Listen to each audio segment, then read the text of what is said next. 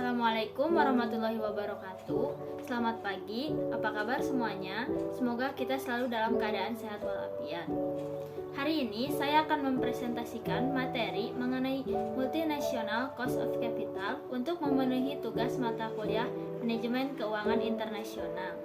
Sebelumnya, tak kenal maka tak sayang, maka dari itu perkenalkan saya Sri Mulyati dengan NPM D119040558 dari anggota kelompok 1 kelas manajemen C.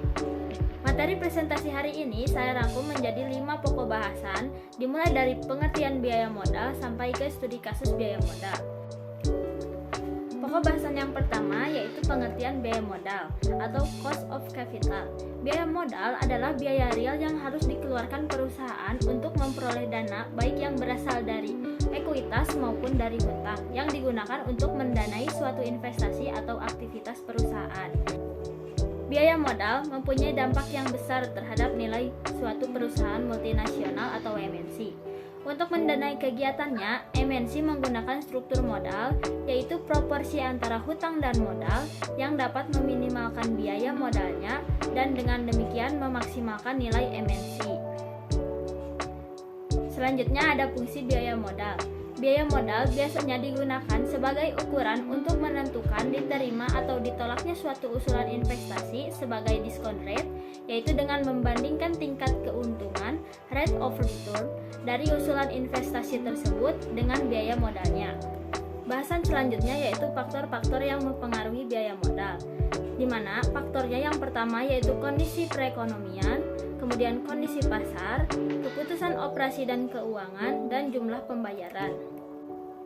Selain dari keempat faktor di atas, ada juga faktor-faktor lainnya yang mempengaruhi biaya modal.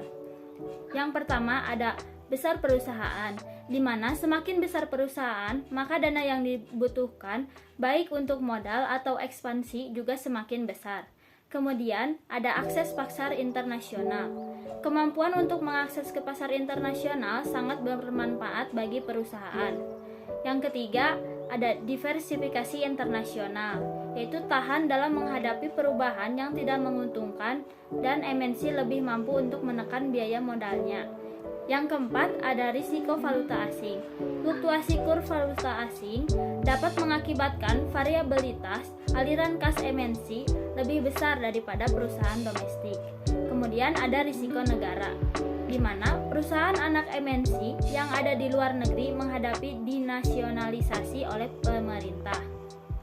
Secara umum, 3 faktor pertama memiliki hubungan positif dengan biaya modal multinasional corporate.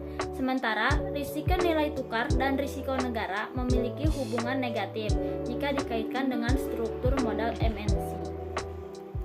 Pada pembahasan yang kedua, kita akan membahas mengenai biaya modal individual, pendekatan Capital Asset Pricing Model atau CPAM, dan pendekatan imbal hasil dividen.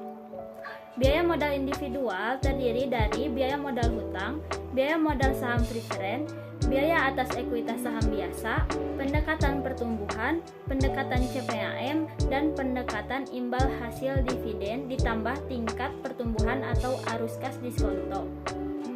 Selanjutnya ada pendekatan CPAM atau yang kita kenal dengan pendekatan model penetapan harga aktiva modal, di mana pendekatan CPAM ini digunakan untuk menganalisis hubungan antara risiko dan tingkat pengembalian. Berikut saya lampirkan contoh soal untuk pendekatan CPAM. Selanjutnya ada pendekatan imbal hasil dividen, yaitu harga maupun tingkat pengembalian yang diharapkan atas lembar saham biasa pada akhirnya akan bergantung pada kas yang diharapkan dari saham. Bagi perusahaan yang akan terus beroperasi tanpa batas waktu, arus kas adalah dividen. Sementara, jika investor memperkirakan perusahaan akan diakuisisi oleh perusahaan lain atau dilikuidasi, maka arus kas adalah dividen selama beberapa waktu ditambah harga akhir ketika perusahaan diakuisisi atau likuidasi. Selanjutnya ada biaya modal keseluruhan. Tingkat biaya modal yang harus dihitung perusahaan adalah tingkat biaya modal secara keseluruhan. Perhitungannya menggunakan konsep Weighted Average Cost of Capital atau WACC. Tingkat biaya menggunakan modal yang harus diperhitungkan oleh perusahaan adalah tingkat biaya penggunaan modal perusahaan secara keseluruhan. Maka dari itu, ada Weighted Average Cost of Capital atau WACC, di mana WACC adalah tingkat pengembalian rata-rata yang harus perusahaan sediakan kepada pemasok modal agar mau mengkontribusikan uangnya ke perusahaan. Selanjutnya ada Marginal Cost of Capital, di mana biaya yang memperoleh rupiah tambahan sebagai modal baru. Marginal Cost of Capital akan meningkat sejalan dengan meningkatnya penggunaan modal.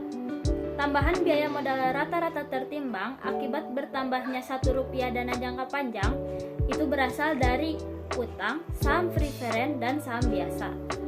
Kemudian ada struktur modal. Struktur modal diasumsikan dengan struktur keuangan dikurangi fasifa lancar sama dengan struktur modal. Struktur modal MNC berbeda dengan struktur modal perusahaan domestik, di mana keuntungan perusahaan multinasional bisa memanfaatkan utang yang lebih banyak, sehingga bisa menurunkan biaya modal. Dalam perusahaan domestik, kenaikan utang akan mempercepat kebangkrutan, sedangkan pada perusahaan multinasional, kenaikan utang tidak akan secepat perusahaan domestik dalam menaikkan biaya kebangkrutan. Kemudian, ada faktor pendukung dan penghambat utang yang tinggi.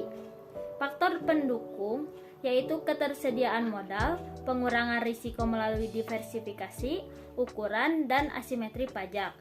Sedangkan faktor penghambatnya yaitu politik dan kompleksitas operasi.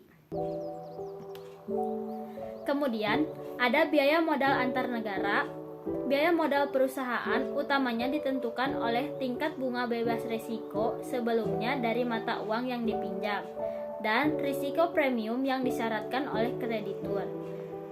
Kemudian ada keputusan struktural modal MNC, di mana keputusan struktural modal melibatkan pilihan pendanaan hutang dan ekuitas dan dipengaruhi oleh karakteristik perusahaan dan karakteristik negara.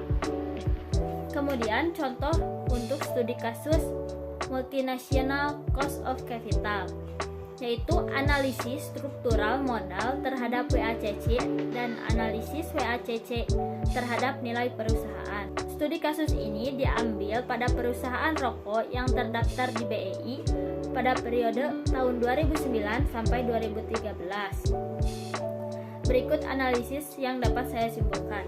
Analisis studi kasus menggunakan metode penelitian yang dilakukan untuk mengembangkan teori dan pemecahan masalah melalui analisa yang sistematis. Menggunakan metode penelitian deskriptif komparatif dengan populasi dan sampel, di mana populasi adalah seluruh perusahaan rokok yang ada di BEI. Dalam penelitian ini, 3 perusahaan rokok diambil sebagai sampel, yaitu PT HM Sampurna, PT Gudang Garam, dan PT Bentul Investama dengan data pada periode 2009 sampai 2013.